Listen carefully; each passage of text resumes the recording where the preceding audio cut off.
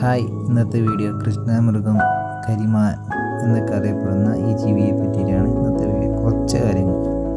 ഇതിനെ കൃഷ്ണജിങ്ക, കാലാഹിരൻ എന്നൊക്കെ വിളിക്കപ്പെടാറുണ്ട്. പാകിസ്ഥാൻ, ബംഗ്ലാദേശ് പോലുള്ള സ്ഥലങ്ങളിലായിരുന്നു ഇതിനെ കൂടുതലായി കണ്ടുവരുന്നതെങ്കിൽ പോലും ഇന്ന് ഇന്ത്യയിലാണ് ഇവ കാണപ്പെടുന്നത്. അവിടെയൊക്കെ കുറവാണ് എന്നാണ് റിപ്പോർട്ടുകൾ സൂചിപ്പിക്കുന്നത്.